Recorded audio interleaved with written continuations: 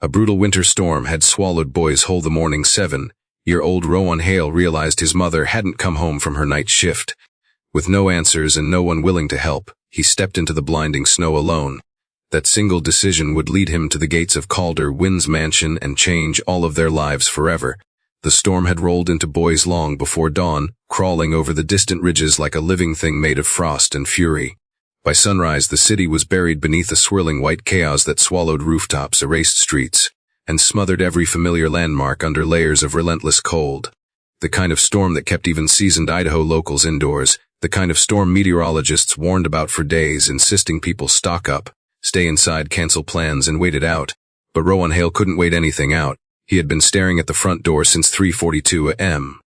The time his mother, Elena, should have returned from her night shift at North Ridge Fabrication Plant. She was never late, tired, worn down, barely able to stand some mornings, but never late.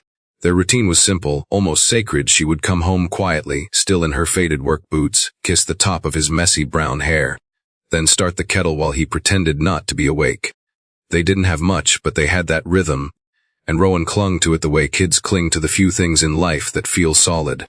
Which is why, as the minutes turned into hours, and the storm outside grew heavier, Rowan felt something in his chest shift from worry to dread. The windows rattled in their old apartment on the north side of town, the draft creeping in through every poorly sealed frame. The heater groaned helplessly against the cold pressing in from all sides. Lightning flickered behind the thick curtain of clouds, and the wind carved a low moan across the building's exterior. Still, Rowan kept glancing at the door as if expecting it to open at any second, as if a single blink might cause him to miss his mother walking in. When the clock hit 6:15 a.m., he sat up straighter. That was too late, too far from her usual return time. Something was wrong, he could feel it. Not the normal kind of kid fear like the boogeyman under the bed or the sound of an old pipe clanking at night. This was something deeper, heavier, shaped like truth rather than imagination. Elena wouldn't have left him waiting, not in this storm, not ever. Their neighborhood was quiet, tucked just south of State Street, the kind of place where most people worked long hours and minded their own business. Today it was unnaturally still, coated in white, no headlights cutting through the dark, no early commuters. No plow trucks yet because the storm was too strong for them to keep up. Rowan crawled out of bed and went to the living room window. His breath fogged the glass almost instantly. Beyond it, the world looked washed out and shifting, everything buried beneath blowing drifts. Snow slid down the sidewalk in soft waves, gathering in uneven ridges where the wind changed direction. Even the streetlights struggled, flickering as if overwhelmed by the sheer density of falling snow. If his mother were out there, trying to walk home, she wouldn't stand a chance against this. The thought twisted his stomach. He knew she relied on the late bus from the plant, and the bus stop was nearly a mile away. If the storm had hit earlier than expected, maybe she'd tried to walk. Maybe she'd slipped. Maybe she was still out there. 100 possibilities flooded his mind, none of them good, none of them comforting. He pulled on his sneakers, too thin, too worn, and shrugged into his oversized coat, the one Elena had found at a thrift store last year. The zipper stuck halfway up like it always did, but he forced it until it clicked shut. Rowan grabbed his backpack from beside the fridge, hesitating only long enough to look at the door again. He didn't want to go out there. Every instinct told him the cold was dangerous.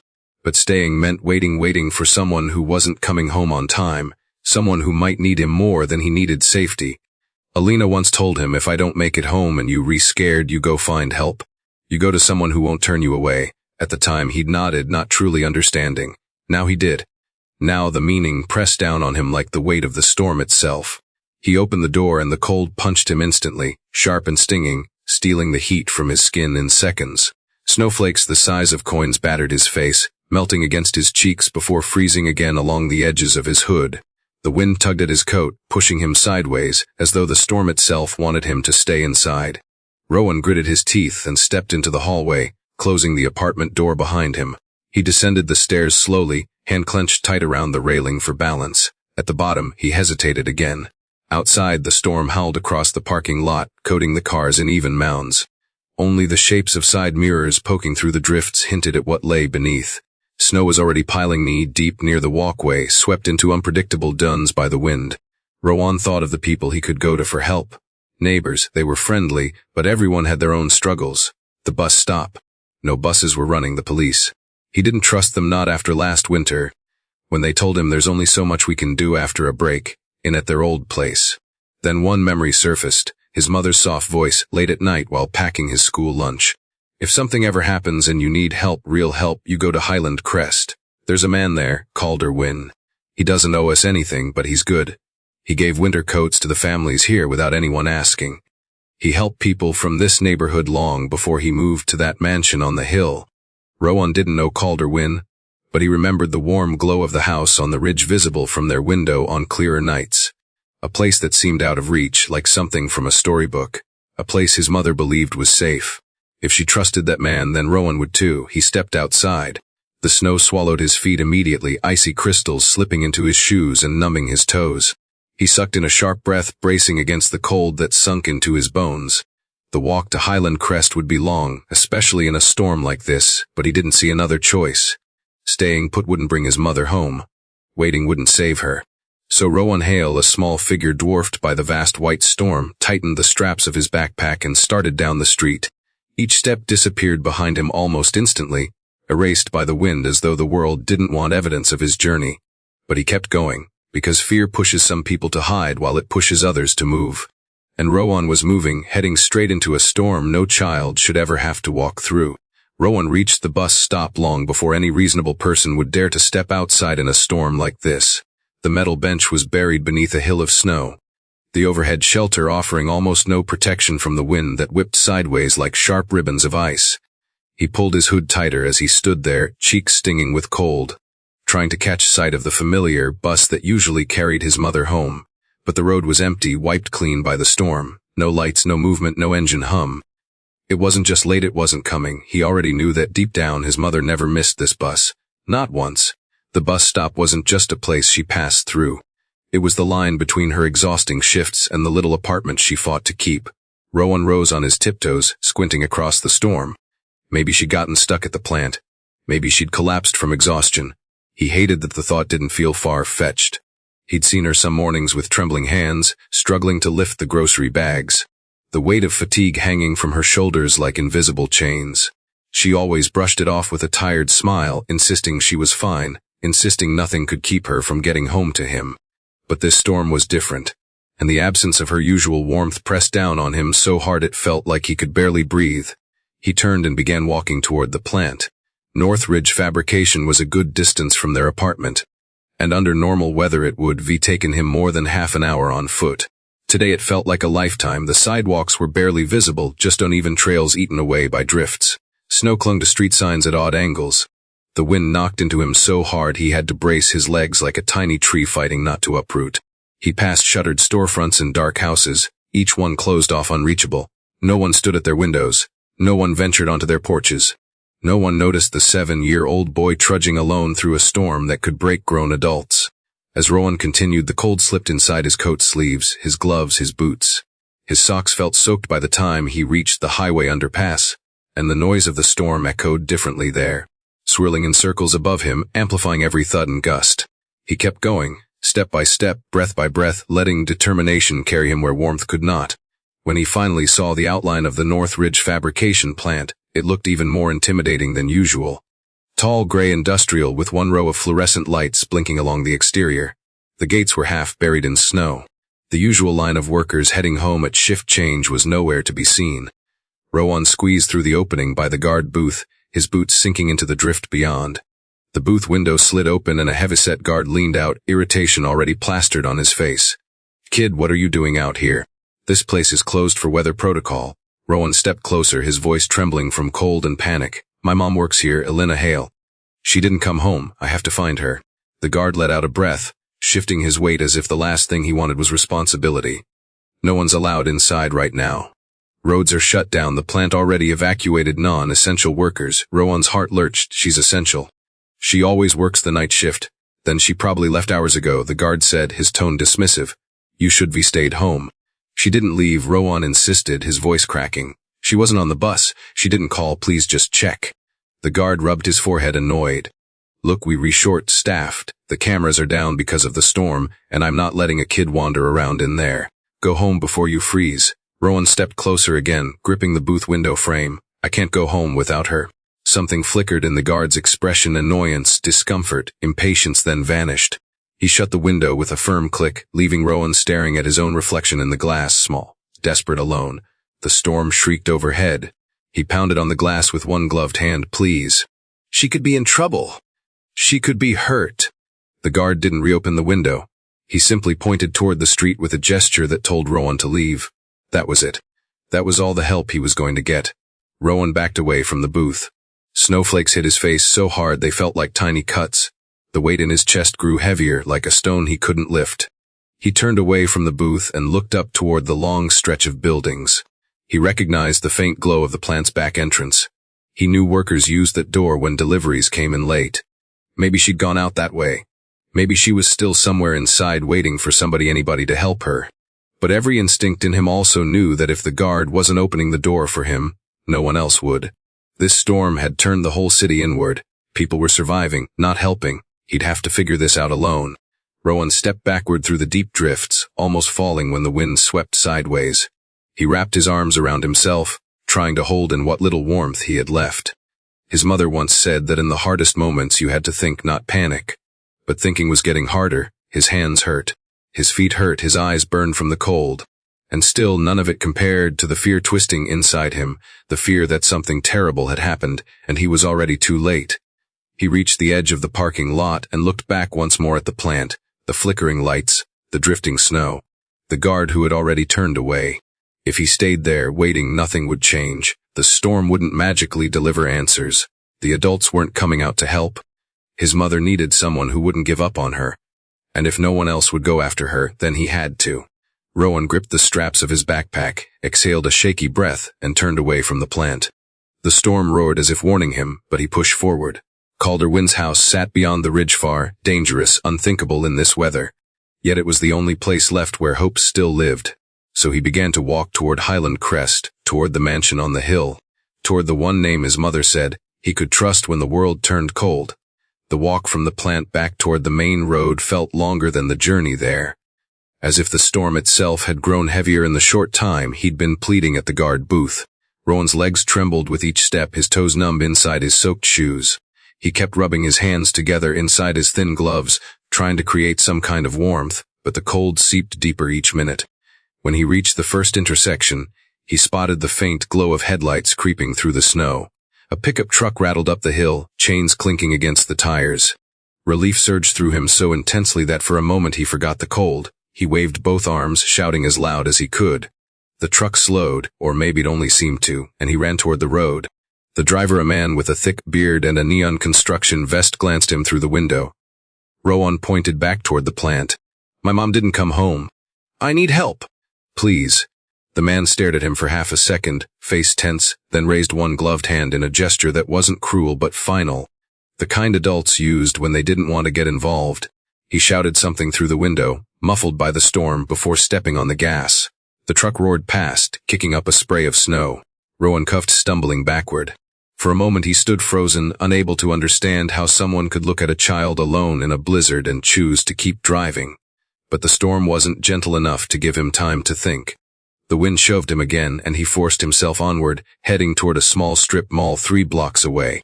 The stores were usually open early: dry cleaners, a corner grocery, a donut shop. Maybe someone inside would know what to do.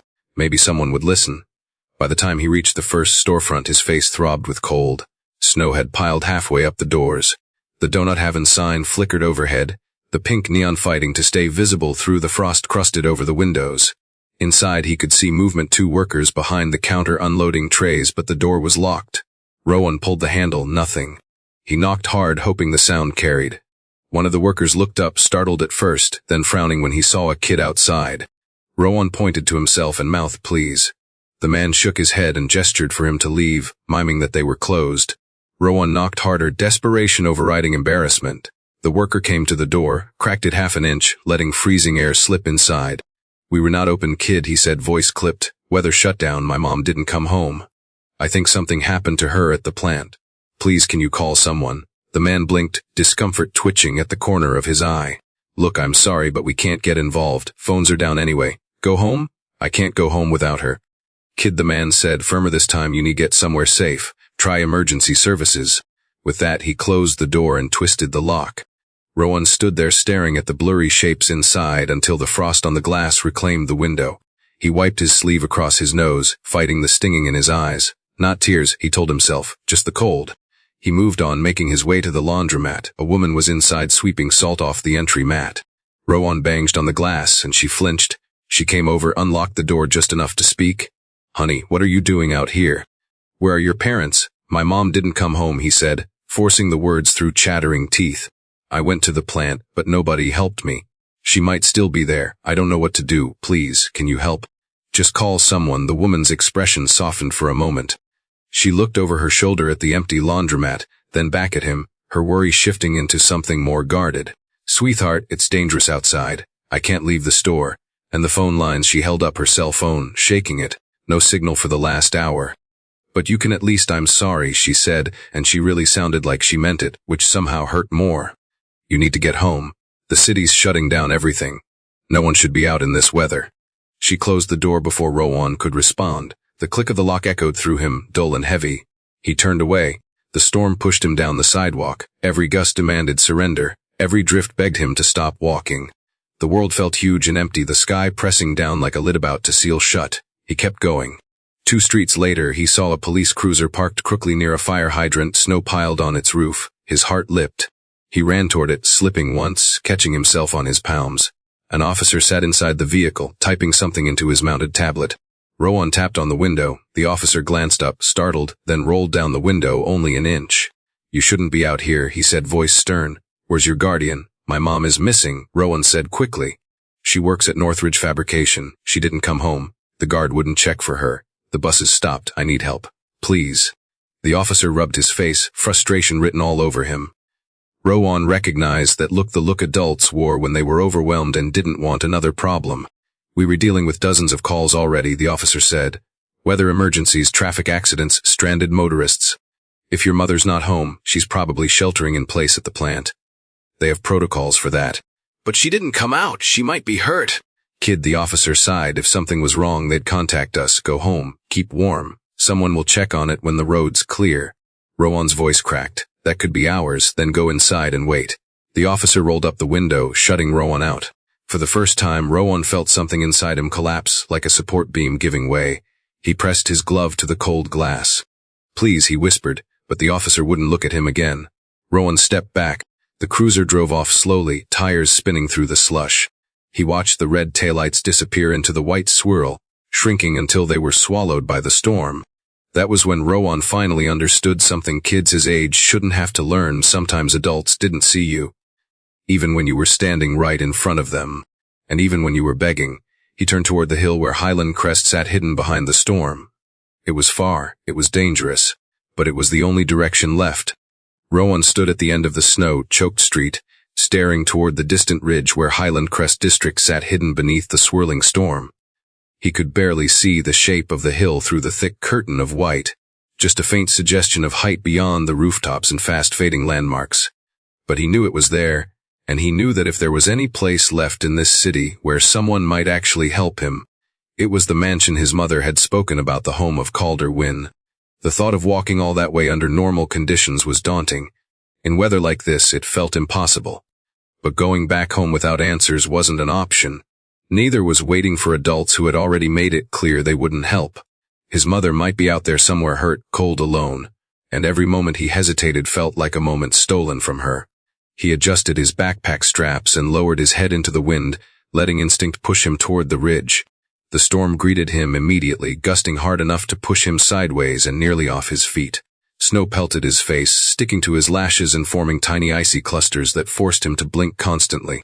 The freezing air clawed at his throat each time he inhaled, and he coughed, clutching his coat tighter around himself. His footsteps sank deep into drifts that varied wildly, sometimes up to his ankles, other times up to his knees, depending on how the wind had sculpted the snow. He stumbled more than once, catching himself on street signs or mailboxes that were half buried and hard to recognize. The familiar world he walked through every day had been transformed into a shifting landscape of cold and danger. He felt like he was traveling through a place he'd never been before. A gust knocked him forward, and he planted his boot before he fell. His toes felt stiff, like they didn't belong to him anymore. He wiggled them as he walked, trying desperately to keep blood moving. Just a little farther, he told himself, though the ridge still looked impossibly far away. He passed houses that were completely shut down, curtains drawn, porch lights dim under the weight of the storm. Cars sat abandoned in driveways, half buried. No kids played outside, no dogs barked from backyards. The city was wrapped in a cold that kept everyone inside. Everyone except him. Rowan rounded a corner, and the wind suddenly changed directions, hitting him square in the chest. He gasped and leaned forward, fighting to keep moving. His hood snapped back, exposing his ears to the brutal cold. Pain shot through them instantly, sharp and burning. He forced the hood back on, though it kept slipping off, the zipper of his jacket tugging awkwardly at the fabric. He kept walking anyway. Each step felt heavier than the last, but he didn't stop. He couldn't. His mother once told him that doing something hard didn't make you brave, doing it even when you were scared did. And Rowan was scared, terrified really, but fear wasn't strong enough to stop him. At the edge of the residential district, the terrain sloped upward toward the ridge, the incline subtle at first but growing steeper as he continued. The sidewalk disappeared entirely, buried beneath waves of snow. Rowan had to climb over the frozen ridges, gripping anything he could reach: tree trunks, fences, the metal poles of streetlights to keep himself from sliding back down.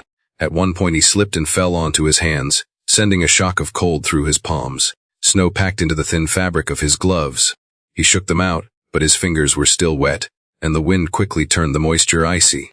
He curled his hands into fists and shoved them into his pockets. The higher he climbed, the harsher the storm felt. The wind seemed meaner here, funneling between the rows of tall pines lining the ridge. Their branches groaned under the weight of accumulated snow, bending dangerously low. A few times he heard a snap somewhere above, followed by the heavy thud of a branch crashing to the ground behind him. He didn't look back. Even if he had, he wouldn't have seen much. Everything behind him was a blur now: the plant, the city's streets, the people who turned him away. All that remained was the path ahead and the faint glow he hoped existed somewhere on the ridge. As he climbed higher, he found small moments where the wind eased just enough for him to breathe more deeply. Those brief seconds gave him just enough strength to keep moving. He thought about his mom, her tired smile after coming home late but still hugging him first before anything else. The way she tucked his scarf tighter around his neck on cold mornings. The stories she told him at bedtime, about people who helped others not because they had to but because they cared. She'd spoken of Calder Wynn that way. "He's different, Rowan," she once said while smoothing his hair before school. "He doesn't put his name on things or look for praise. He helps because someone taught him the value of kindness. If you ever get lost or scared, he's the one you go to." Rowan clung to that memory like a lifeline. It was the reason he kept climbing long after his legs trembled uncontrollably and the cold settled deep into his bones. Eventually, through the dense snow, he saw something light, soft, golden, blurred by the storm but real. He blinked, unsure if his eyes were playing tricks on him. But no, it was there, glowing faintly like a lantern guiding him through a frozen maze. The mansion, Calder Wynn's house. He felt a surge of hope so strong it nearly lifted the weight from his legs. The house was still distant, still perched high on the ridge like a sanctuary watching over the city, but it was visible. And that was enough. Rowan pushed forward with renewed determination. His knees shook as he reached the final stretch of the ascending road. Snow banked against the guardrails in uneven piles, and the trees leaned in like silent guardians. The wind continued its assault, but Rowan's focus had narrowed to a single point: the warm glow ahead. When he reached the gated entrance of Highland Crest, the storm opened up just enough for him to see the wrought iron fence. Ornate and tall, he stumbled toward it, his legs barely responding. A security camera blinked above the gate, red light flashing faintly through the frost. Rowan lifted a trembling hand toward it, his fingers stiff and uncooperative. His voice cracked when he tried to speak, but he managed to force out a hoarse whisper anyway. "Please help." The wind swallowed his words, but he didn't stop. He reached for the gate again, gripping the cold metal bars. His entire body shook violently, a mix of exhaustion and cold that threatened to overtake him. He had made it all this way. He couldn't collapse now, his vision blurred, the world dimmed around the edges. But before he could fall, he thought just for a second that he saw movement beyond the gate. Someone coming, someone who might finally listen. Someone who might help him save his mother. Rowan clung to the iron gate with what little strength remained in his trembling hands. The cold metal burned against his palms, even through the thin fabric of his gloves. The sting traveling up his arms and settling deep into muscles that were already stiff from the long walk up the ridge. His breath came in short, shallow bursts, each exhale turning to frost before fading into the gusts tearing through Highland Crest. The light he'd seen from afar flickered through the storm, a warm glow spilling from tall windows beyond the trees lining the estate. It looked unreal, like a place untouched by the freezing world outside, a life he'd never lived but needed desperately at this moment. The security camera above him blinked steadily, a red dot shouting into the dark that someone, somewhere inside, might have noticed him. He lifted one hand to wave again, but his fingers were barely cooperating. They curled inward against the cold, refusing to open fully, and when he tried to speak, his voice fractured. He didn't know how long he'd been standing there before the world tilted slightly beneath him. His legs wobbled, the iron bars blurred. He blinked hard, trying to stay upright. If he fell now, would anyone even see him? He forced his fingers around one of the bars, but they slipped. His vision darkened at the edges like ink seeping across a page. He swayed forward, his forehead brushing the gate for a moment as his knees buckled. Before he could sink fully into the snow, something clicked, a mechanical hum beneath the storm. The gate began to shift, splitting open slowly as the motors strained against the wind. Rowan looked up, confused. The lights along the driveway snapped on one by one, illuminating the path like a runway guiding him toward safety. Through the blur of falling snow, he saw a tall figure rushing down the steps of the mansion, moving fast, almost running. Rowan blinked again, trying to focus. The figure grew clearer, broad shoulders, a dark coat, hair tousled by the wind as he descended the staircase with urgency. That had to be him, Calder Wynn. Rowan wanted to call out, to explain everything, but his lips parted without sound. All he could do was remain where he stood, trembling, anchored by the fading hope that he'd finally reached the one place his mother had taught him to trust. The man closed the distance quickly, boots cutting through the snow with purpose. "Hey!" he shouted, his voice strong even against the storm. "Hold on, kid, I'm coming." Rowan tried to lift his head, but his body barely responded. The man reached him within seconds, dropping to one knee in front of him. Up close, Calder Wynn looked different than the faint image Rowan had built from Story's sharper features, eyes intense but not harsh, face lined with genuine concern that seemed to deepen the longer he stared at the boy. "My God," Calder murmured, gloved hands gently gripping Rowan's arms. "You're freezing. Can you hear me?" Rowan attempted a nod but only managed a slight tilt of his head. Calder's expression tightened. He moved quickly, shrugging off his heavy coat and wrapping it around Rowan's small body, pulling it snug to trap what little warmth remained. The coat swallowed him, the collar nearly reaching his ears, but the heat trapped inside felt like a lifeline. Calder scooped Rowan into his arms with practiced strength, lifting him as though the boy weighed nothing. The sudden movement made Rowan's head slump against Calder's chest, but he didn't fight it. He felt the beat of the man's heart through the thick layers of fabric, a steady rhythm that contrasted sharply with the chaotic storm outside. "You're safe now," Calder said, voice low but firm as he carried Rowan up the driveway. "I've got you. We're going inside."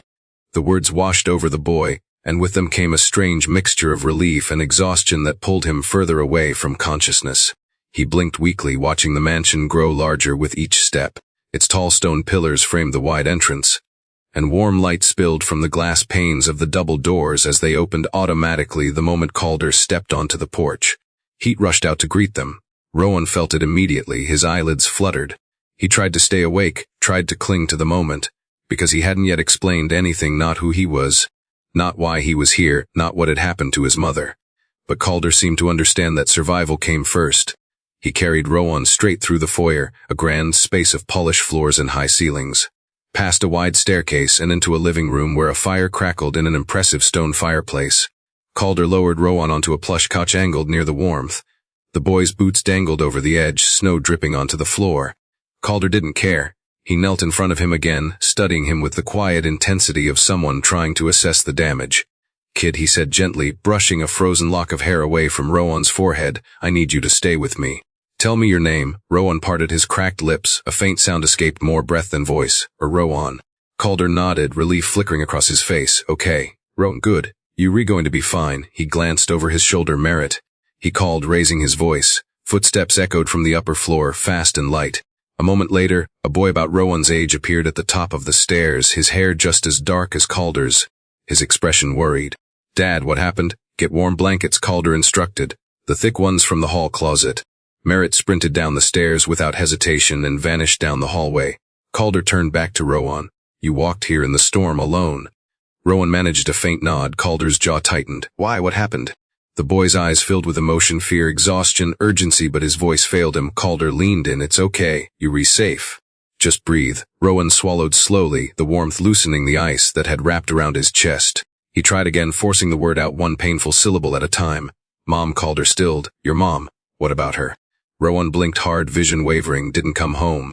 Calder's expression changed instantly, the shift subtle but unmistakable, worry sharpening into something determined, protective.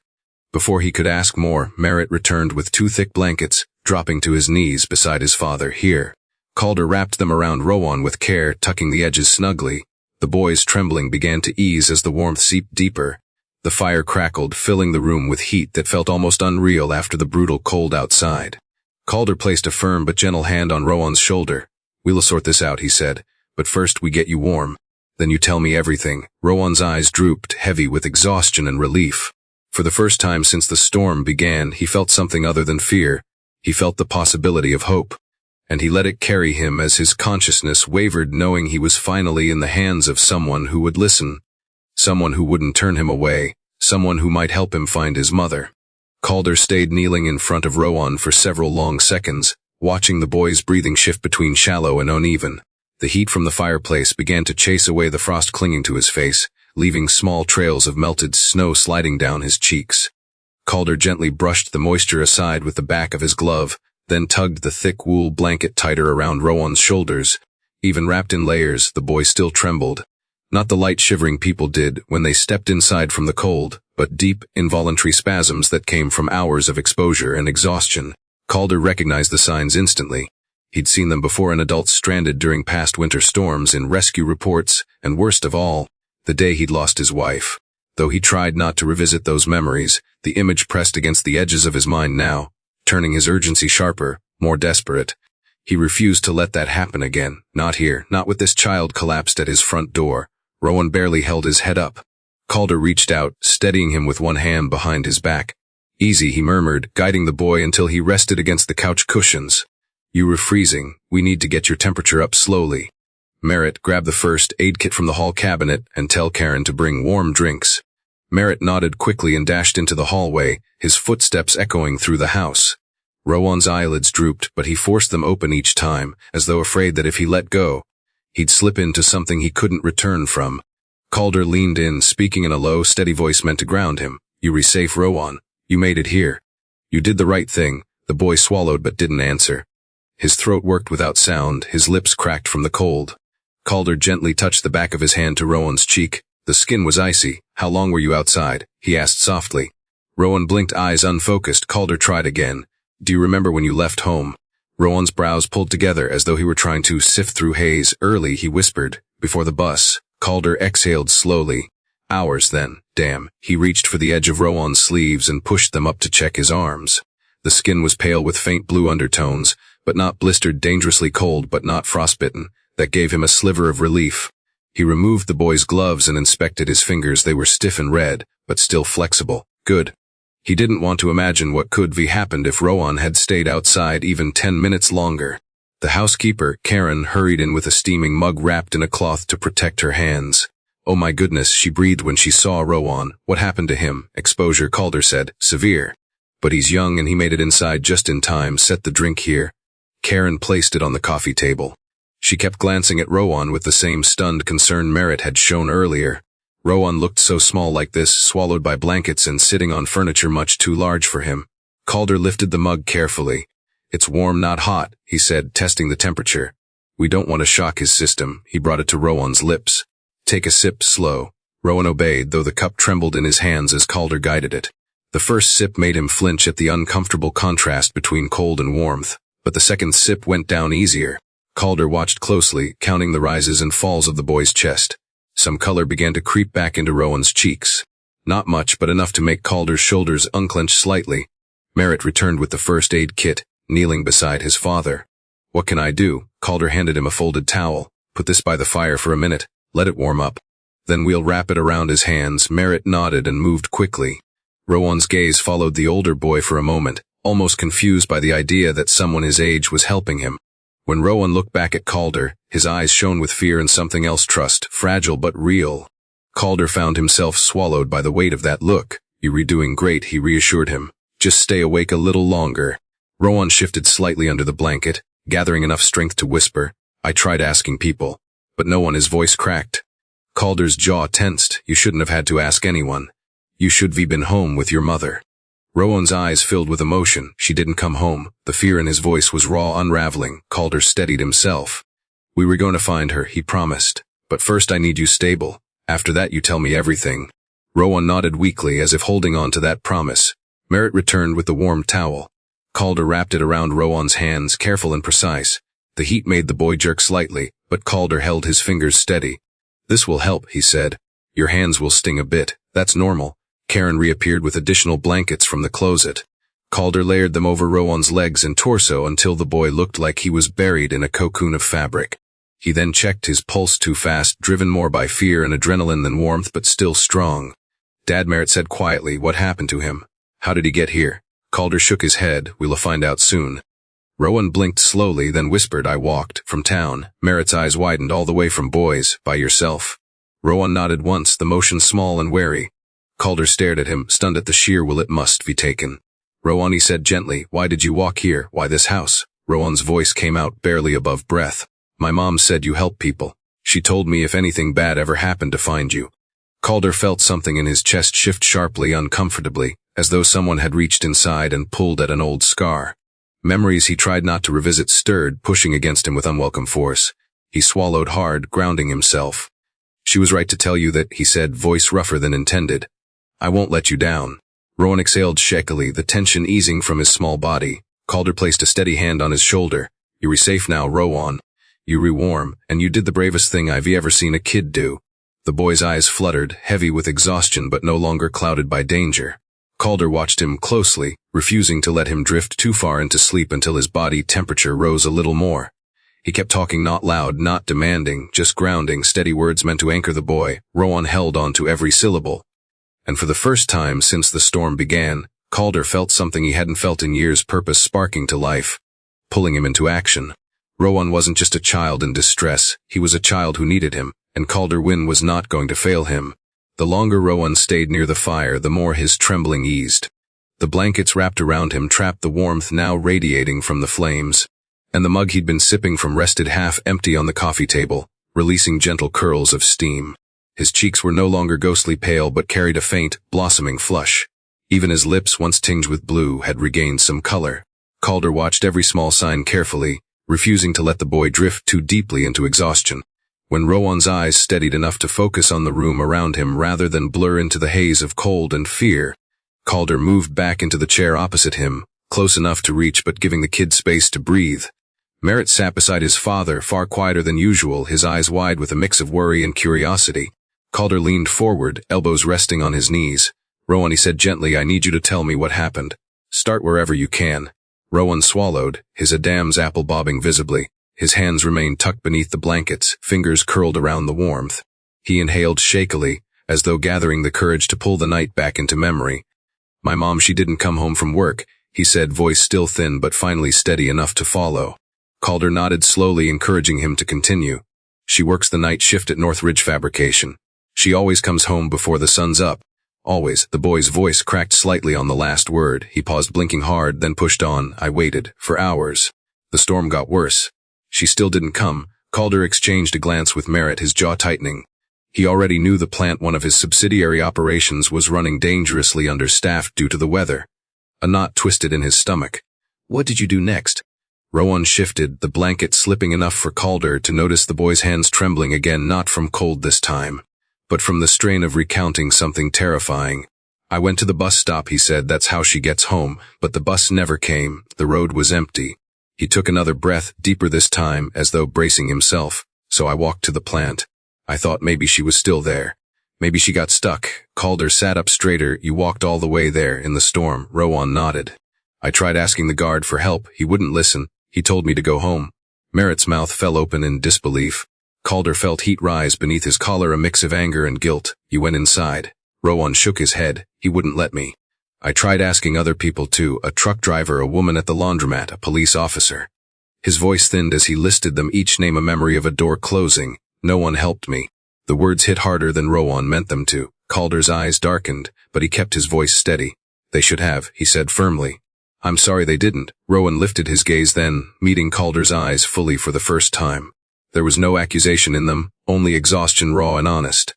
"I didn't know what else to do," he whispered. "I remembered what my mom said about you." Calder's breath caught slightly. He wasn't expecting that. "What did she tell you?" Rowan hesitated, then said that you re someone who helps people. Someone who doesn't turn away when things get hard. "She said if I ever needed real help I should come here." A quiet heaviness settled into the room. Calder leaned back, absorbing that. He didn't do the things he did for praise or reputation. He didn't donate coats or fund shelters or intervene in neighborhood emergencies because he wanted people to talk about him. If anything, he preferred they didn't. But knowing that Alina Hale had carried that belief in him and passed it on to her son struck something deep. A memory flickered in the back of his mind, a woman standing quietly at a donation table several winters ago, thanking him without making eye contact, clutching 2 coats for her son. That must have been her. Your mother sounds like a smart woman, Calder said softly. Rowan's expression fell. She didn't come home, he repeated, the fear creeping back into his voice. She always comes home. Calder leaned forward again, steadier this time, pushing back the emotions threatening to surface. Rowan, when you got to the plant, did you see anything unusual? Lights on, people inside. Rowan shook his head. Just the guard. He wouldn't check for her. Did he say why? He said the cameras were down, and that the plant was already evacuated. Calder muttered something under his breath, sharp and frustrated. If the plant had been evacuated, every essential worker should have checked out through the system. Unless someone never made it to the checkpoint. Unless someone collapsed before they could. Calder's pulse quickened. He looked back at Rowan. Your mother, does she work in the machining corridor or the assembly wing? Rowan blinked in confusion. I don't know. She just says she works in the back, with the heavy machines. Calder inhaled sharply. That meant machining, long shifts, physical labor. High-risk areas during weather shutdowns. If she'd collapsed, she could easily have gone unnoticed until morning. He forced the rising panic into something useful action. Rowan, he said, tone gentle but firm, you did the right thing coming here. You couldn't have done anything else. The boy's lip trembled. But what if something happened to her? Then we were going to find out, Calder said. I'm not leaving you or your mother to deal with this alone. Rowan's eyes filled instantly, but this time not purely from fear. Something like relief fought its way through. But the boy wasn't done. He straightened slightly as though needing Calder to understand fully. I walked because she would come for me. She always comes for me. Calder swallowed hard at that. Children carried truths adults often ignored, and Rowan had walked miles through a storm because he refused to let fear defeat him. You were brave, Calder said quietly. Braver than you should ever have had to be. Rowan didn't answer, but his breathing slowed, steadier now. Calder took a moment, letting the boy gather himself, then asked, Is there anything else you want to tell me before I make some calls? Rowan hesitated, his fingers clenched beneath the blanket. She looked tired yesterday, he said. More than usual. She smiled at me, but her eyes looked wrong. Calder nodded slowly, piecing together every detail. Okay, he said, that helps, thank you. The boy's shoulders sagged with relief at being heard, truly heard. Calder stood, placing a reassuring hand on Rowan's shoulder. Rest for a minute. I'm going to find your mother. As he stepped away to make the call, Rowan sank deeper into the blankets, watching him with quiet hope that for the first time that night didn't feel impossible. Calder moved to the far corner of the room where his phone lay charging on a side table. The firelight cast shifting shadows along the walls, and the storm continued its relentless assault on the windows, but his focus sharpened into a single line of intent. He powered on the device, already flipping through contacts as he strode toward his office, speaking over his shoulder to Karen and Merritt. Stay with him. Don't let him get cold again. I'll be back. His voice carried an urgency that made both of them straighten. Rowan lifted his eyes weakly toward Calder, worry flickering behind them. You were gonna find her. Calder paused in the doorway, looking at him with a steadiness that felt like a promise forged rather than spoken. Yes, he said. I'm going to bring her home. Then he disappeared down the hall. Once inside his office, Calder shut the door halfway, enough privacy to concentrate, but not enough to make Rowan feel shut out. He dialed the operations manager of Northridge Fabrication. The call connected on the fourth ring, and a groggy voice answered. Mr. Wynn, sir. Is everything I need? The status report for the overnight shift. Calder cut in. Now papers rustled on the other end. Sir, with the storm, everything's delayed. Some of our tracking systems are down. Power's gone out in parts of the plant. I'm not asking for excuses, Calder said, pacing the length of the room. I want to know who was on shift, who clocked out, and who didn't. The man hesitated, then said, we haven't confirmed all the checkouts. A few workers didn't sign out. We thought maybe they rushed home before the roads closed. Calder stopped in his tracks. Did Alina Hale clock out? Another thick silence. More rustling, a long exhale. No, sir. She didn't. Calder's grip tightened on the phone. Send me the exact corridor she was assigned to. Machining row 3, sir, near the hydraulic presses. But with the storm, I don't care about the storm, Calder said. I'm heading there now. I need a full emergency protocol team ready when I arrive. And someone better open that damn gate. He hung up before the manager could respond. The moment the call ended, Calder stood still in the center of the office, his heartbeat suddenly too loud in his ears. The memory he'd been fighting back all night of running through a storm searching for someone he loved threatened to rise again. But this time he refused to let it take control. This wasn't a repeat, this was a chance. A chance to save someone before it was too late. He grabbed his heavy winter coat from the closet, shrugged it on with quick, practiced movements, then reached for the insulated boots he kept for emergencies. The storm outside snarled against the windows, but Calder had already set his jaw. He would not be stopped by a blizzard. Not when a child's mother was missing. As he stepped back into the living room, Merritt looked up from the couch, eyes wide. "Dad, you going out in that?" "I have to," Calder said. He pulled on his gloves, tightening the straps. "Her mother is still missing. No one else is looking for her." Rowan tried to sit up straighter, clutching the blanket. "Please," he said softly, "don't let anything happen to her." Calder crossed the room and crouched in front of him, placing one steady hand on the boy's shoulder. "I won't," he said. "But you need to stay here where it's warm. I can search faster without risking you." Rowan nodded, though his eyes glistened with fear. "If she's hurt," Calder shook his head. "Don't go there. She's strong. She's survived worse than a storm. And she'll fight to make her way back to you." Rowan swallowed, as if trying to believe it. "You'll come back." "I'll come back with answers," Calder said. He stood then, turning to Merritt. "Watch him. Don't leave his side." "I won't," Merritt said immediately, standing tall despite the worry etched across his face. Karen hovered near the fireplace, wringing her hands. "Sir, are you sure? Roads are nearly impossible. Emergency services aren't responding to half the city." "Then I'll get there before they do," Calder replied. He headed for the coat closet near the entryway, pulled out a thick scarf, and wound it around his neck. When he opened the front door, a brutal gust of wind pushed inward, scattering snow across the hardwood floor. The storm roared at full force, louder than anything earlier. The trees bent under the weight, their branches swaying violently. Even the porch lights flickered as if struggling to stay alive. Rowan called out from behind him. "Thank you." Calder paused at the threshold. He didn't turn, but his shoulders softened. "You're welcome," he said quietly. Then he stepped out into the storm. The cold slammed into him immediately, a wall of frigid air that stole his breath for a second and forced his muscles to contract. But he kept moving head down, pushing against the storm as he descended the steps. The path he'd taken earlier to reach Rowan seemed almost erased by drifting snow, but he followed his own footprints where he could, sweeping fresh snow aside with each stride. The gate remained partially open from when he'd rushed out earlier. He slipped through it, retrieving the keys from his pocket as he approached his SUV.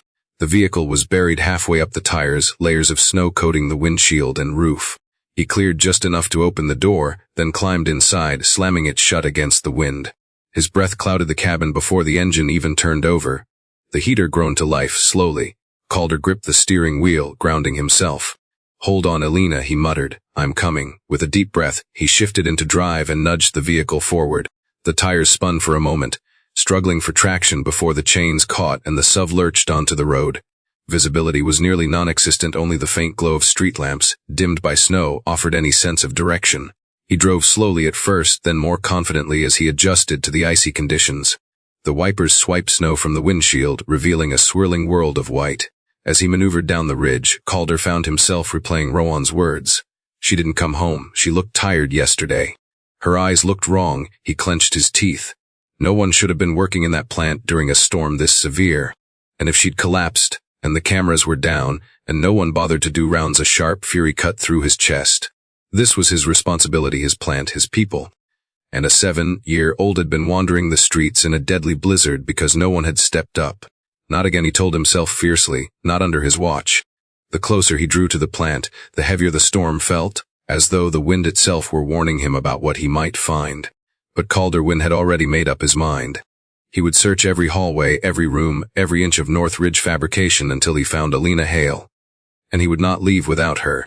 The further Calder pushed his SUV toward the industrial district, the more the storm clawed at the road, turning visibility into a guessing game of shifting shadows and swirling white. The headlights cut only a narrow path through the blizzard, revealing glimpses of abandoned vehicles half buried in drifts and street signs bent nearly sideways from the force of the wind. Every gust shook the vehicle, but Calder gripped the wheel tighter, jaw set, refusing to let the storm slow him. His mind replayed Rowan's trembling voice over and over, each broken fragment of the boy's story sharpening into purpose. She didn't come home. She looked tired yesterday. No one helped me. He tightened his grip. That would end now. As he approached the plant, The massive structure loomed out of the storm like the ribcage of a steel beast, cold, rigid, dimly lit by the emergency lamps flickering along its perimeter. Snow had piled so high against the side walls that only the upper windows remained fully visible.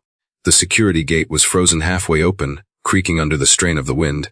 Calder pulled through, his headlights sweeping across the empty lot. No workers, no movement, just a hollow, storm-battered silence. He parked near the main entrance, the SUV's chains grinding against the icy pavement as he braked. When he stepped out, the wind slammed into him hard enough to make him stagger. He braced himself against the door, pushing it closed before marching toward the plant. The front doors resisted at first, stiff with cold, but he forced them open and stepped into the unheated foyer. The air inside was frigid, not much warmer than the temperatures outside. Power outages had clearly hit this section of the building. Only the backup lights glow faintly, casting long shadows down the empty corridors. Calder's breath came out in fast, white bursts as he scanned the environment with a practiced, assessing eye. He'd designed half the protocols in this place, insisted on the emergency guidelines, and now those same systems felt like accusations. If things had failed, if someone had collapsed and been overlooked, the responsibility cut straight to him. His boots echoed across the concrete floor as he moved deeper into the building. Alina. He called, his voice carrying down the hollow hallway. No answer. The stillness pressed heavily against his ears. He passed bulletin boards filled with shift schedules and safety posters, their corners peeling from humidity changes. A discarded lunch bag lay crushed near a vending machine, forgotten in the evacuation rush. The storm groaned against the metal walls from outside, creating the eerie sensation that the building was breathing. Calder reached the machining wing. Emergency lights flickered overhead, the yellow glow stuttering as though struggling to stay alive. Rows of hydraulic presses and conveyor systems stood motionless, frozen mid-production. Workstations were abandoned, gloves left on benches, a jacket draped over a chair, a clipboard lying face down on the floor. Something was wrong here. Very wrong. He moved between the aisles, calling her name again. Alina! Are you here? It's Calder Wynn. I'm looking for you. No voice answered. Just the distant hum of failing electrical systems and the storm pounding the roof. He turned into machining row 3. His steps slowed. Something in the air felt colder here, heavier. He scanned the row of machines, checking every shadow, every corner. At the far end, near a stack of sealed crates, something caught his eye. A boot. Calder's heart slammed once against his ribs. He rushed forward. There, partially shielded by the crates, was Alina Hale, collapsed on the concrete floor, curled slightly to one side as though she'd fallen while trying to stand. Snow dusted her hair and coat, carried in through the cracked loading bay door a few feet away. The storm had been leaking into the building all night, spilling icy air into the hallway. Alina had been lying in its path, too long. Far too long, Alina, Calder said as he dropped to his knees beside her. His voice dropped low but urgent. Alina, can you hear me? He pressed 2 fingers against her neck, a pulse weak, thready, but there. Relief surged through him. She was alive, barely. Her skin was ice cold, her lips pale, her breath shallow.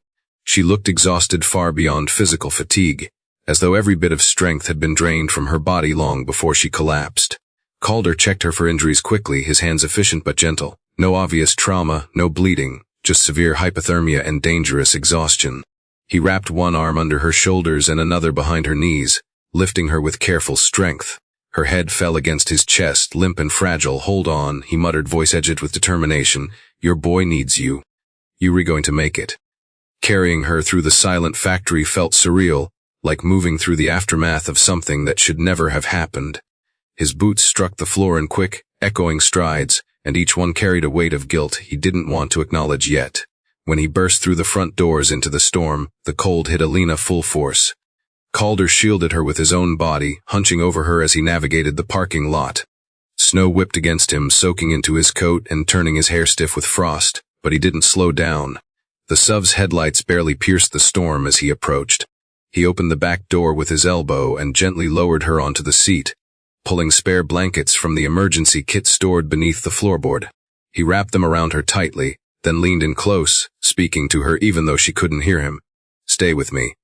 I'm getting you to a hospital. Rowan is safe. He's warm. That little boy walked through hell to look for you. You can't give up now. Her chest rose in a faint, stuttering breath. It was enough. Calder slammed the door shut, hurried to the driver's seat, and started the engine. The heater roared to life, struggling to fill the cabin with warmth. Calder gripped the wheel, knuckles white. We were getting out of this, he whispered to himself, to Alina, to Rowan, waiting on the ridge. He turned the SUV around, headlights carving through the blizzard once more.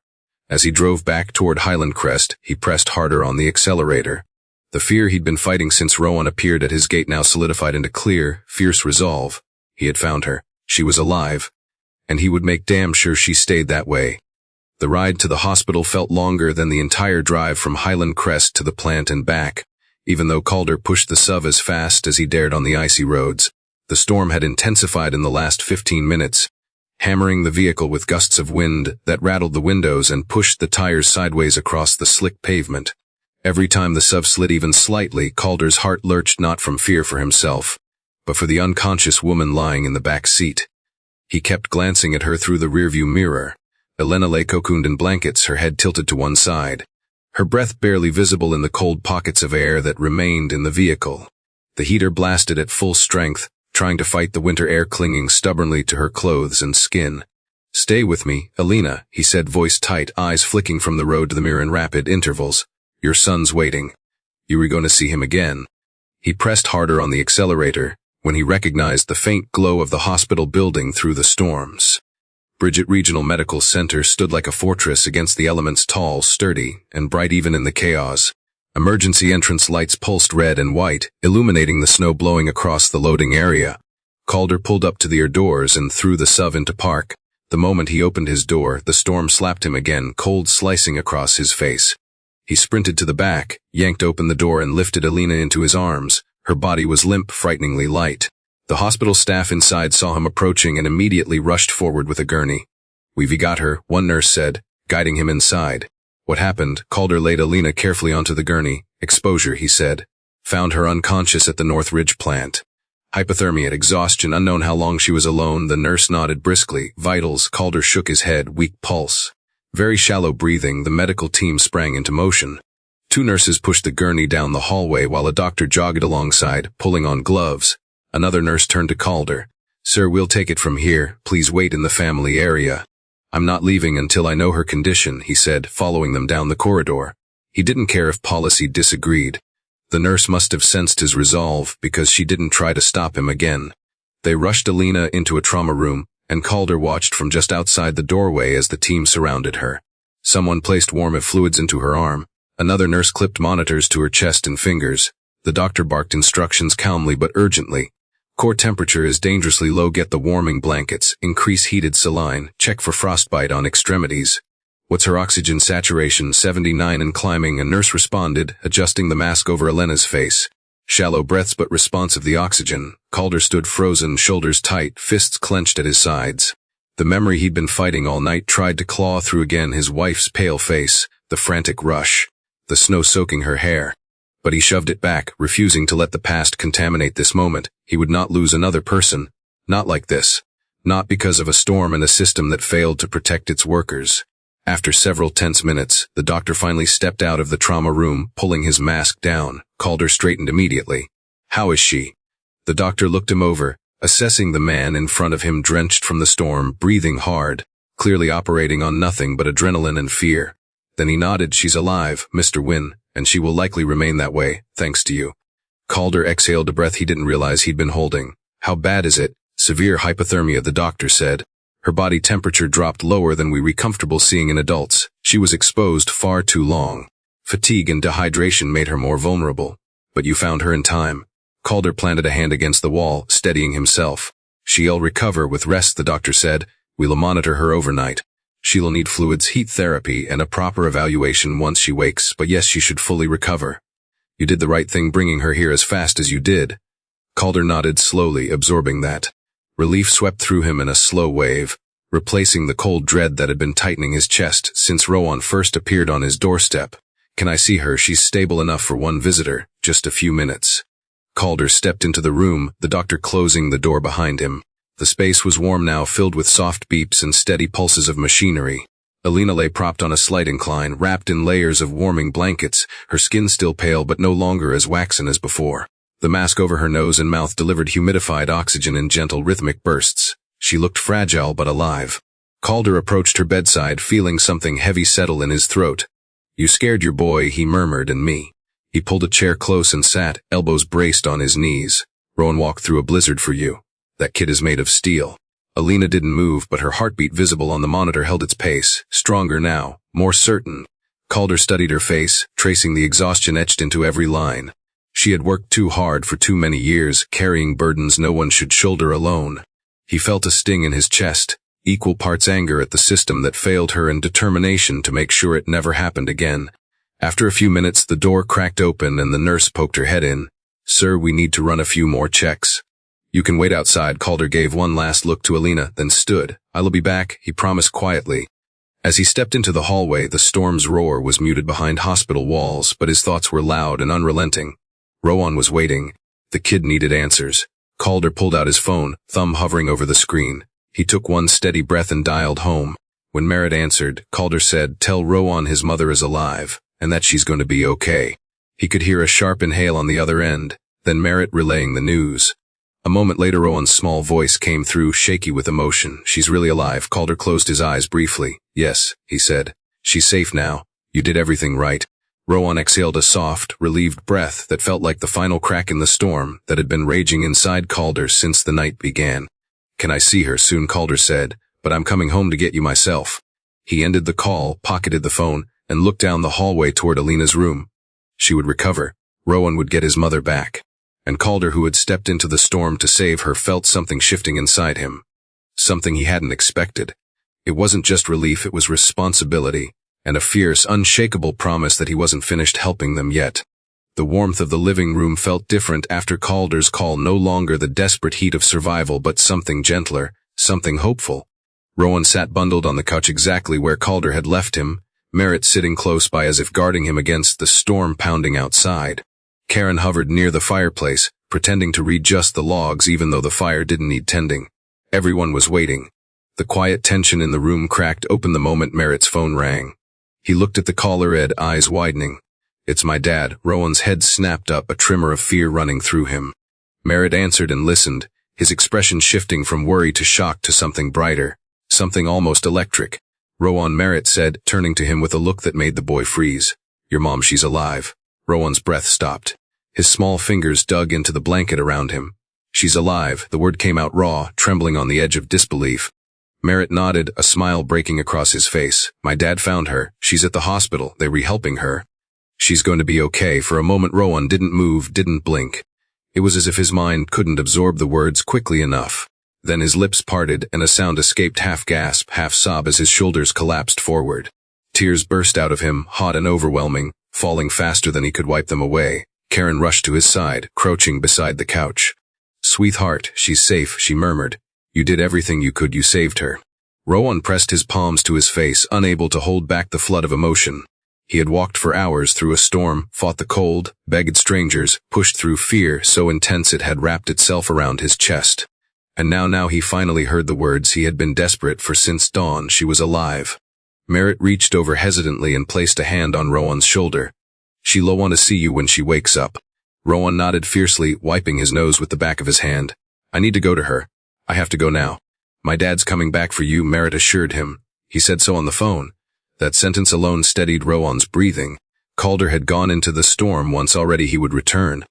The boy clutched the blanket closer, his heart aching with a blend of relief and exhaustion. Minutes moved slowly after that, each one stretching long and thin as the storm pressed its weight against the windows. The lights flickered once but held strong. Rowan kept glancing toward the front door, listening for the rumble of Calder's SUV. Every sound sent his pulse racing, wind against the siding, branches scraping the roof, the faint creaks of the house settling under heavy snow. His mind couldn't stay still. He imagined his mom lying in a warm bed now, surrounded by doctors, finally safe. He imagined her eyes opening, searching for him. He imagined telling her he'd come for her, just like she had always come for him. Then headlights cut through the swirling snow beyond the gate, bright, unmistakable. Rowan shot upright. "He's here!" Karen moved to the window to look. "Yes, sweetheart, he's back." The front door swung open moments later, wind and flakes bursting into the entryway before Calder shut the door firmly behind him.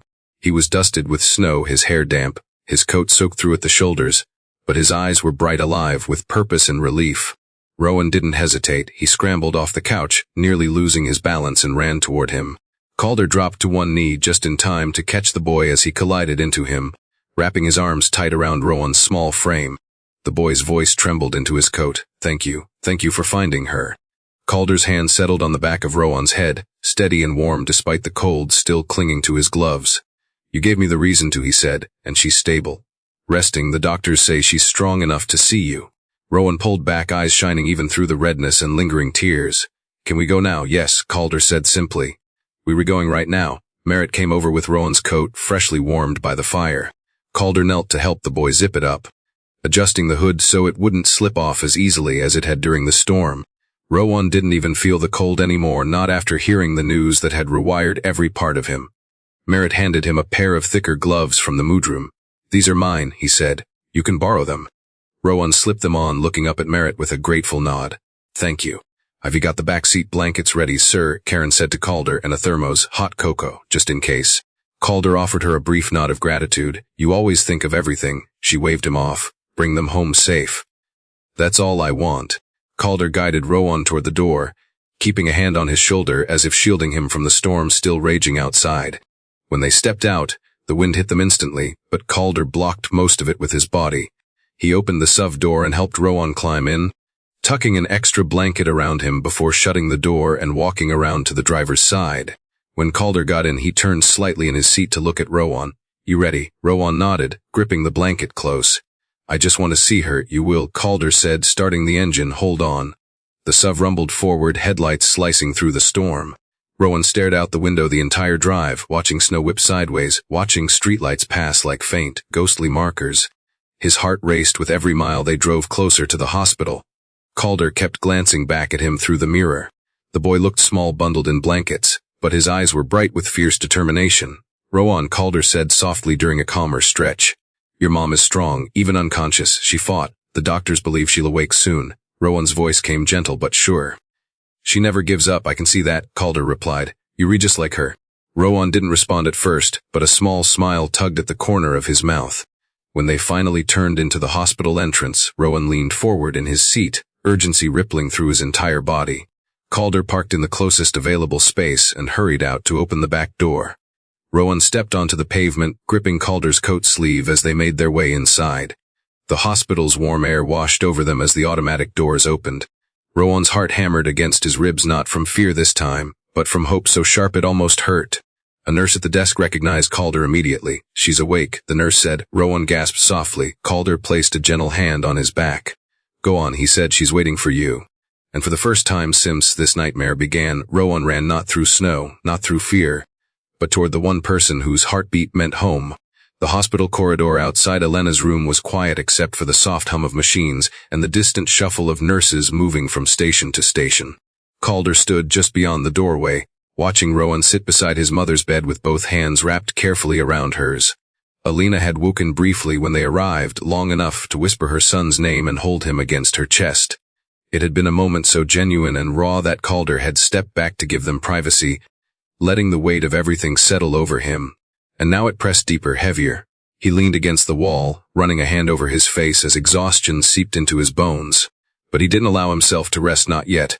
Not when the full truth was still unraveling in his mind. He had walked every inch of that plant tonight. He had seen the neglected hallways, the cold air leaking through cracked seals, the broken cameras no one bothered to repair, the emergency protocols that clearly hadn't been followed, and the image of Elena lying alone on the concrete floor, half covered in frost, abandoned during an evacuation that never confirmed whether every worker had made it out, was burned into his memory so deeply he knew he wouldn't forget it for the rest of his life. It wasn't just the storm's fault. It wasn't just circumstance or bad timing. It was a failure of leadership. A failure of oversight. A failure that traced back to him, whether he wanted to admit it or not. He exhaled slowly, the breath tight in his chest. He prided himself on running operations with integrity, insisted his managers treat workers with respect, demanded safety protocols exceed state standards. But he hadn't stepped foot in that specific facility in months. He had trusted a system built on efficiency and numbers, not the lived reality of the people inside it. And Elena had paid the price. Rowan almost had too. That thought sent a flare of anger through him, anger not at others, but at himself. He pushed away from the wall, pacing slowly down the hall. His footsteps echoed softly, blending with the distant beeping of monitors and low conversations of the night staff. The storm outside still battered the building, rattling the windows in steady bursts, but inside, Calder had never felt a storm more personal. He pulled out his phone and scrolled through his contacts until he found the chief of operations for Wynn Industries. He hesitated only a moment before calling. It rang twice before a groggy voice answered. "Mr. Wynn, is everything all right?" "No," Calder said, his tone calm but edged with steel. "I need you to assemble a full executive meeting at 6 a.m. In person or virtual, no excuses." On the other end, the man sounded instantly awake. "Yes, sir." "Should I ask what you'll hear everything at the meeting?" Calder said. "But one thing is clear, Northridge Fabrication failed its workers tonight, and that failure is going to be corrected." He hung up before the man could respond. For several seconds he just stood there, gripping the phone tightly, letting the decision cement itself in his mind. Tomorrow would mark the beginning of a complete restructuring. No halfway measures, no polite memos, no superficial reforms. He would overhaul the entire emergency protocol system. He would put boots on the ground supervisors in place. He would install new heating grids and backup generators. He would require mandatory check-in and check-out procedures that couldn't be bypassed. And every employee from the newest hire to the top operations manager would undergo retraining. Failure like this could not happen again. Not under his leadership, not under his watch. He walked back toward Alina's door and glanced inside. Rowan had fallen asleep in the chair next to her bed, his head resting awkwardly against the railing, his small hand still holding hers. Alina's chest rose and fell in slow, steady breaths. The monitors showed a climbing temperature and stable heartbeat. Calder let out another breath, softer this time. Relief mingled with something else, responsibility, guilt, and a flicker of determination that refused to dim. He stepped into the room quietly. Alina stirred but didn't fully wake. Calder adjusted Rowan's blanket, tucking it around him so he wouldn't get cold while he slept. The boy murmured something unintelligible and relaxed again. Calder pulled a chair closer to the foot of the bed and sat, elbows resting on his knees, eyes drifting between mother and son. "You didn't deserve what happened," he said quietly, though only the steady rhythm of machines heard him. "None of the workers in that plant did. You trusted us to keep you safe, and we failed you. I failed you." He looked at Rowan, peaceful for the first time since that night began. The storm in the boy's life had eased, but it had marked him. No child should have to walk miles through a blizzard because no adult listened.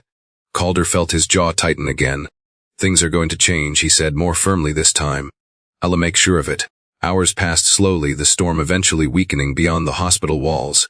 At some point a nurse came in to check Alina's vitals, smiling softly when she saw Rowan curled beside her. She glanced at Calder. "You staying the night?" "Yes," he replied simply. "They're my responsibility." The nurse nodded in understanding before slipping out again. Calder sat back, letting exhaustion creep into him at last. But even as fatigue pulled at his muscles, his mind was awake, sharpened with resolve. He had been a man who fixed things from a distance, who trusted systems and numbers. But tonight had stripped away the illusion that distance could ever guarantee safety. Tomorrow he would face his executive team. Tomorrow he would tear down whatever had allowed this failure. Tomorrow he would rebuild everything stronger. But tonight he would stay here in this room, beside these two people whose lives had collided with his in a way he could never ignore again. Calder closed his eyes briefly, letting the sound of steady heart monitors and the calm breathing of mother and child settle over him. When he opened them again, his expression had sharpened into something certain, unwavering. Alina Hale survived. Rowan had found safety, and Calder Wynn would not rest until he rebuilt a world where neither of them would ever be abandoned again. The next morning arrived slowly, the storm outside finally settling into a soft drift rather than a violent roar. When sunlight pressed faintly through the icy hospital windows, the world seemed calmer, as if it too had been waiting for news of Alina's survival. Rowan woke first. His neck was stiff from sleeping in the chair, but the weight in his chest, heavy for so long, felt strangely lighter now. His mother lay quietly beside him, breathing steadily, her color healthier than the night before. He watched her for a long moment, absorbing every rise of her chest, every tiny twitch in her fingers, grounding himself in the reality that she really was here, alive, warm, safe. When Calder stepped quietly back into the room carrying 2 cups of cocoa and a coffee, Rowan looked up at him with a tired but genuine smile. "Morning," Calder said softly, handing him the cocoa. "Sleep okay?" Rowan nodded, pulling the blanket tighter around his shoulders. "Better than yesterday." "I'd hope so," Calder breathed out with a small relieved laugh. "Yesterday was a lot." Rowan nodded again, this time with emotion tightening his throat. "Thank you for everything." Calder set his coffee down, crouching beside the boy's chair. "Rowan, you did the hardest part. You came for help. You saved her."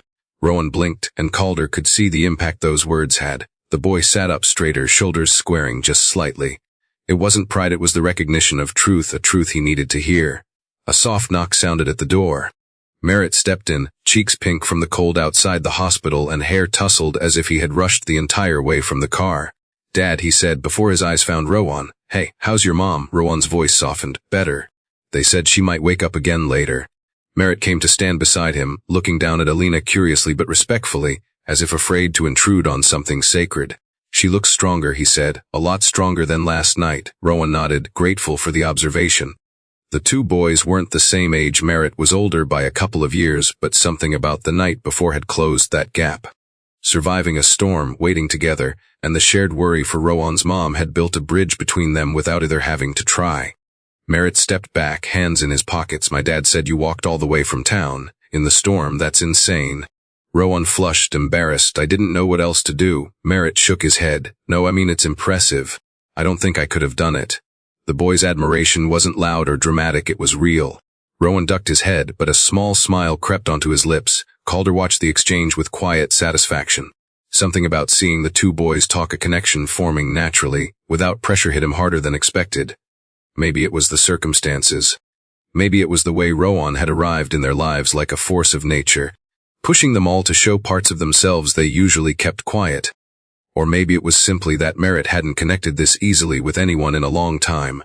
Shortly after noon, Alana woke more fully, her eyes opening with slow, careful blinks. Rowan nearly jumped out of his chair, leaning over her with trembling excitement. "Mom." Her gaze found his, tired but warm. She lifted a weak hand, brushing her fingers against his cheek. "My brave boy." Rowan broke into tears again, clutching her hand and pressing it to his face.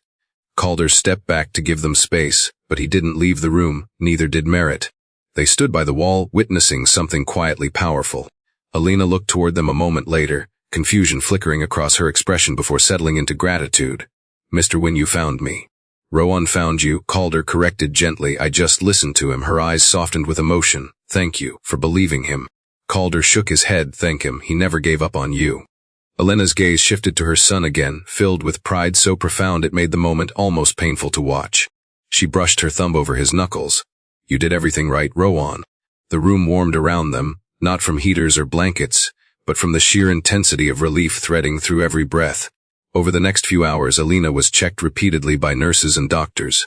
Her vitals continued to strengthen, her oxygen needs decreased, and color returned to her cheeks. Rowan stayed perched beside her bed the entire time, and whenever Merritt or Calder returned with food or warm drinks, the boy accepted them with quiet gratitude. As the afternoon sunched across the snowy hospital parking lot, Merritt found himself sitting with Rowan while Alina rested. "So," Merritt said casually, "once your mom gets better, think you'll visit the house again? I mean, if you want." Rowan's eyes widened slightly. "Yeah, I'd like that." "Good," Merritt said, smiling. "We could play some games. My dad got me this old pinball machine from an antique store. It barely works, but if you hit it the right way, it'll go crazy." Rowan laughed softly for the first time since everything happened. "That sounds fun." "It is," Merritt replied, "and maybe you could stay over sometime when your mom's back on her feet." Rowan hesitated at that hope warming him, but uncertainty tugging faintly at the edges. "If she says it's okay." "She will," Merritt said confidently. "My dad likes you both a lot." Rowan blinked, surprised. "Really?" "Yeah," Merritt said. "I can tell."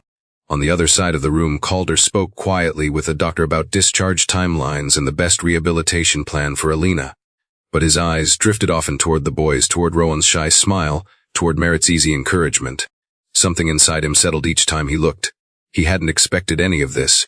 He hadn't expected to feel protective of a child he'd known for less than a day, or to feel responsibility for a woman he'd barely spoken to. He hadn't expected the storm to change the shape of his household overnight. But as he watched Rowan lean against Merritt's shoulder, something unthinkable just a few hours earlier, Calder understood thing with absolute clarity. The connection forming here wasn't temporary. It wasn't one-sided. It wasn't fragile. It was growing quietly, naturally, even beautifully right in front of him. And he wasn't sure where it would lead, but he knew he wanted to follow it. He owed them that. Maybe he owed himself that too. The afternoon slipped into early evening, bringing with it a sudden drop in temperature that crept into every corner of the hospital despite the heating systems working overtime. Nurses moved briskly through the corridors, murmuring updates to each other about weather alerts and late shift staffing changes as the storm outside regained strength. For a moment the sky had cleared, a narrow blue break in the clouds, but now the wind was picking up again, scraping against the windows like claws. Rowan sat beside his mother's bed, watching her as she slept peacefully under warm blankets. Her breathing had steadied hours ago, and the color in her cheeks was returning with each passing hour. He held her hand gently, the way she had done for him his entire life. He didn't want to leave her again, not even for a second. But when Karen peeked into the room with a soft smile and a tray of warm soup, she nodded toward the hallway. "Come on, sweetheart. Let your mom rest. You need to eat something." Rowan didn't want to move, but Calder placed a comforting hand on his shoulder. "You'll be right outside," Calder said. "She's safe. The nurses are right here." With reluctance, Rowan allowed himself to be led into the waiting area just down the hall.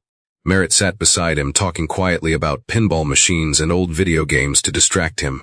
Rowan managed a small laugh, though his eyes kept drifting back toward the door every few seconds. He just needed to know she was still there, still breathing, still his. Then it happened. A loud chime echoed through the hospital speakers, sharp, startling, cutting through conversations and the soft hum of activity. "Attention all staff and visitors," a voice announced over the intercom. "Due to sudden deterioration of weather conditions, Bridget Medical Center is entering storm lockdown protocol. Please remain in designated areas. Do not use exterior exits unless directed by staff. Repeat, storm lockdown protocol is now in effect." The lights overhead flickered once, briefly dimming before stabilizing. The wind outside howled fiercely, battering the windows in heavy gusts that made several patients look up in alarm. Rowan froze. Lockdown protocol. Hospital staff hurrying to secure entrances, the storm trapping people again. His mind didn't hear the rest of the announcement, just the one word that had formed a storm of its own inside him. Lockdown. That single word dragged him straight back into the worst moments of the past 24 hours, memories flashing like lightning behind his eyes. His mother not coming home, the freezing cold, the dark plant, the guard who told him to leave, the people who didn't listen, the storm swallowing everything around him. His chest tightened sharply. He couldn't breathe. His eyes darted to the hallway leading back to his mother's room. "Rowan," Merritt said softly, noticing the panic rising in his friend's face. "Hey, it's okay, it's just a protocol thing." But Rowan wasn't listening. He was already standing. He didn't even realize he had moved until Merritt grabbed his sleeve. "Rowan, wait." Rowan pulled free, stumbling toward the hallway. "I have to check on her, Rowan!" Calder's voice reached him a second too late as the boy broke into a run, fear propelling him faster than thought. The corridor outside Elena's room seemed longer now, stretched by panic and memory. Nurses moved back and forth, some rolling carts toward storage rooms, others pulling down metal shutters that secured the lobby entrance. Every sight fed Rowan's rising terror. This was just like before, people moving fast, doors closing, danger coming. He pushed past a nurse who tried to stop him and burst into his mother's room only to find the bed empty. The blankets were folded neatly at the foot, the monitors were off, her belongings had been moved. She was gone. "Mom." Rowan's voice cracked sharply, his breath catching in his throat. He spun in place, chest heaving, eyes wide with confusion and fear. "Mom." A nurse entering the room startled at his sudden presence.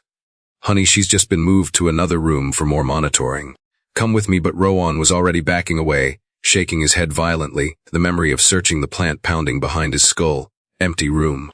No explanation, people telling him to go back, people telling him to wait, danger outside.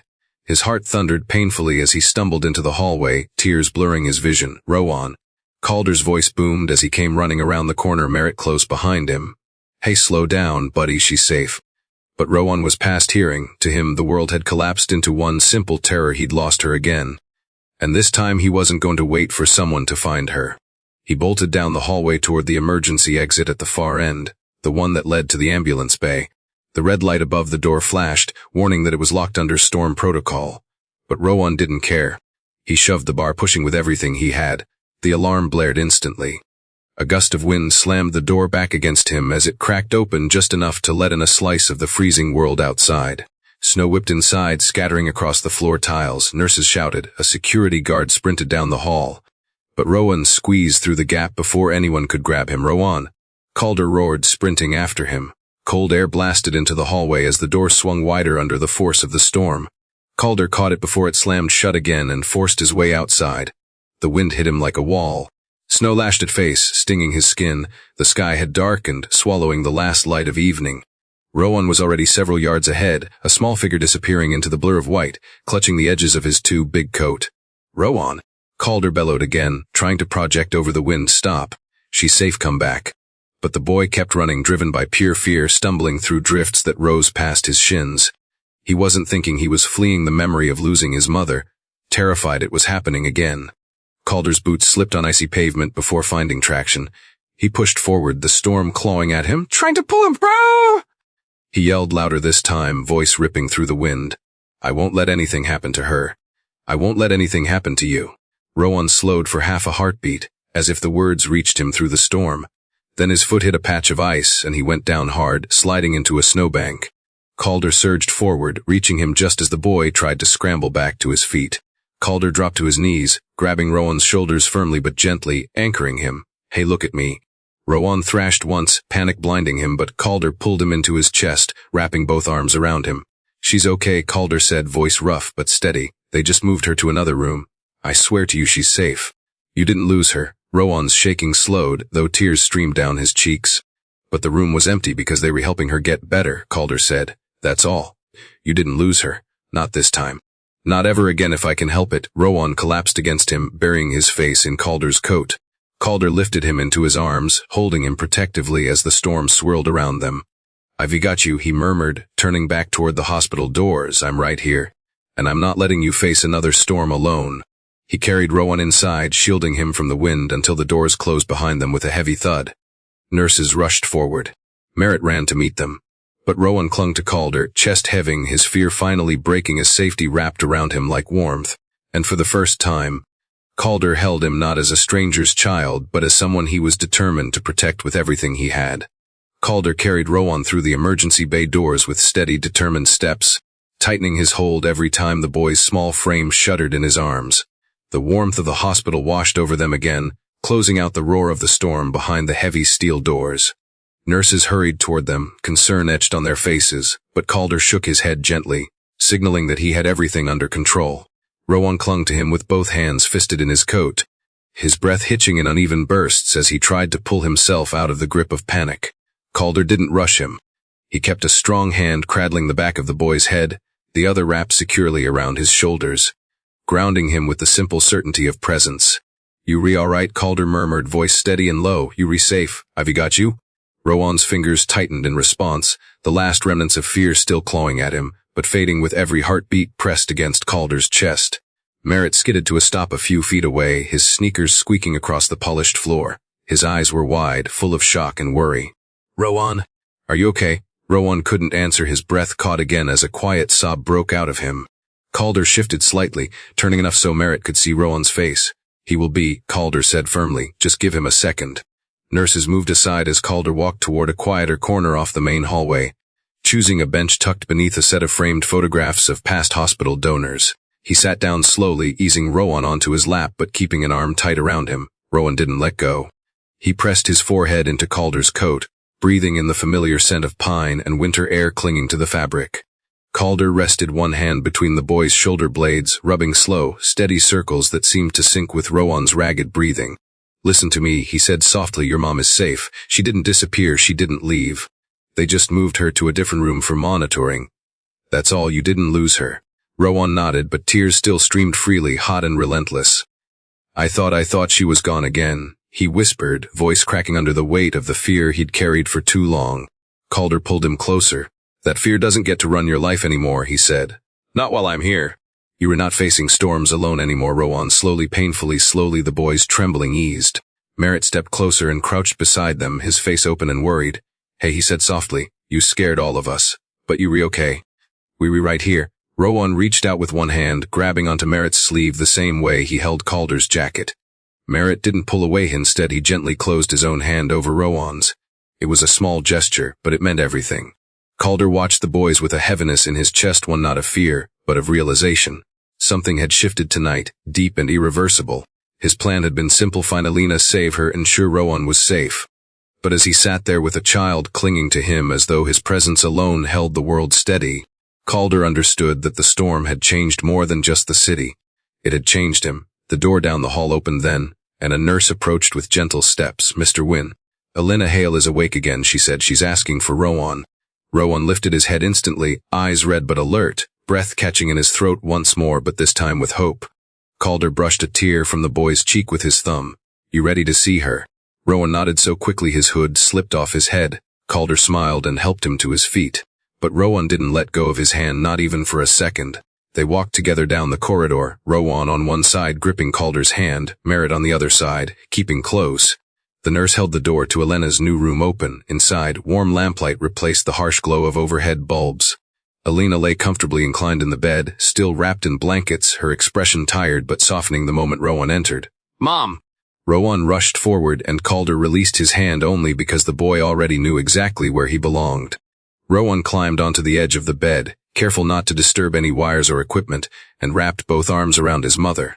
Elena held him just as tightly, her fingers curling into his coat with a mixture of relief and fierce love. "My sweet boy," she whispered. "You came for me, you really came." Calder stood quietly near the doorway, watching the reunion with a warmth spreading through his chest he hadn't felt in years. Elena looked up at him once the initial rush of emotion settled. Her eyes were glossy but steady, full of gratitude that words didn't seem big enough to hold. "You brought me back to him," she said, voice soft but unwavering. "Thank you." Calder shook his head. "He brought me to you. I just followed his lead." Elena's expression deepened with emotion, and she reached out with her free hand. Calder hesitated a beat, not out of unwillingness, but out of respect, then stepped forward and took her hand in his. Her fingers were still cold but stronger than before. "I don't know how to repay you," she said quietly. Calder met her gaze, the room strangely still around them. "You don't owe me anything. You were safe, that's what matters."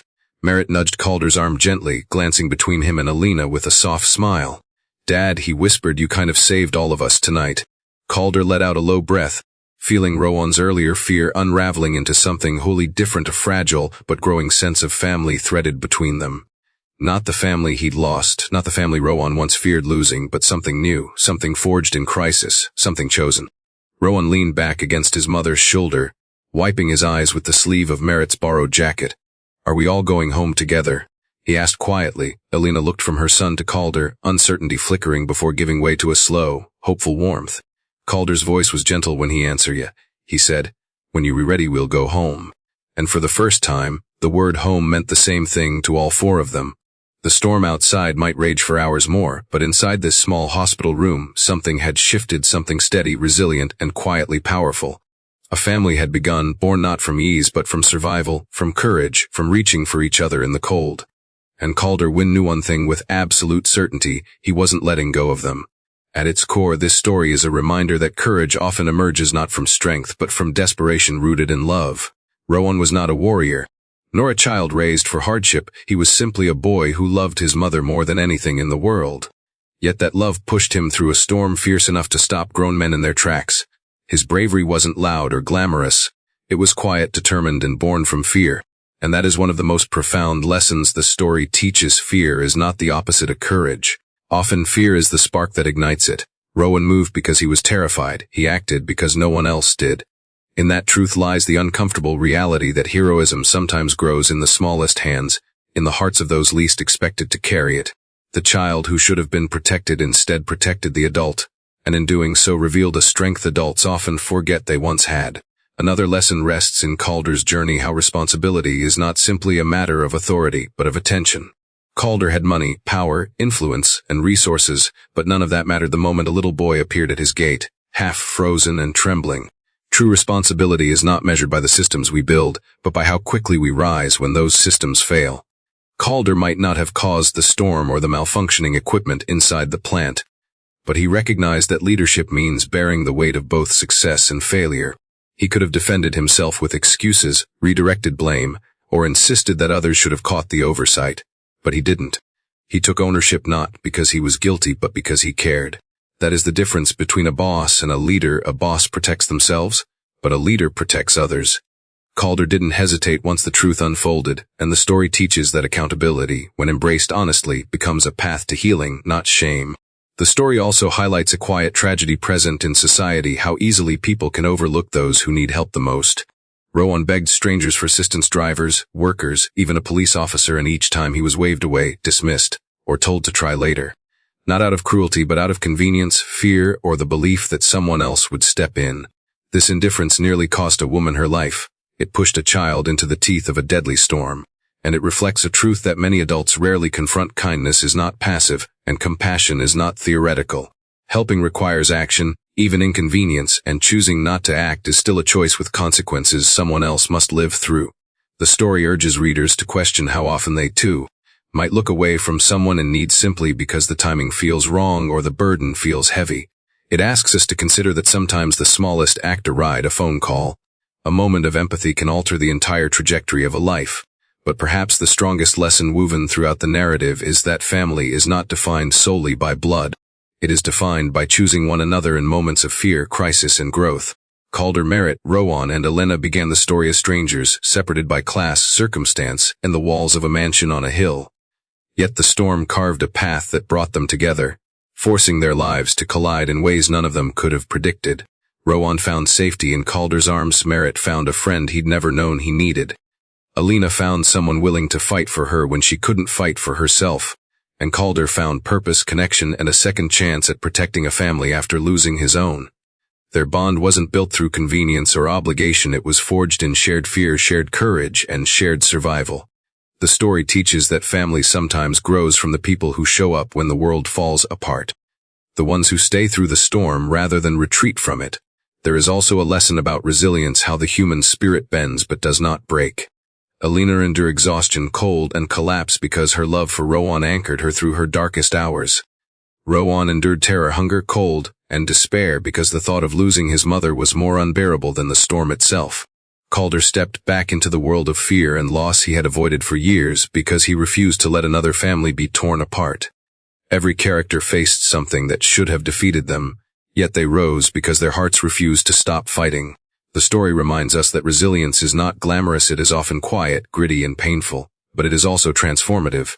Finally, the story teaches the importance of connection, how profoundly lives can change when a single person chooses to listen, to reach out, to care. Rowan's entire journey pivoted the moment Calder opened his gate, not just physically but emotionally. One open door changed the trajectory of 4 lives. And beyond the dramatic rescue and recovery, the deeper message lingers. Sometimes all someone needs is to be believed, to be seen, to be valued. Calder did not save Rowan's mother because he was obligated to. He saved her because he recognized the humanity in both mother and child, because he allowed himself to care. That choice became the foundation of something greater, a family rebuilt from the wreckage of fear and survival. In the end, this story is not merely about storms or factories or near tragedies. It is about the storms inside people, the fears they bury, the responsibilities they carry, the courage they discover when pushed beyond their limits. It is about the quiet miracles that happen when empathy meets action. And it is about the rare but powerful truth that sometimes in the harshest conditions, the strongest families are the ones built unexpectedly, through love, sacrifice, and the simple decision to show up when it matters most. If you found this content helpful, don't forget to like, subscribe, and turn on the notification bell so you won't miss any of my latest videos. If you have any ideas or topics you'd like me to cover, leave a comment below. I always read all your comments.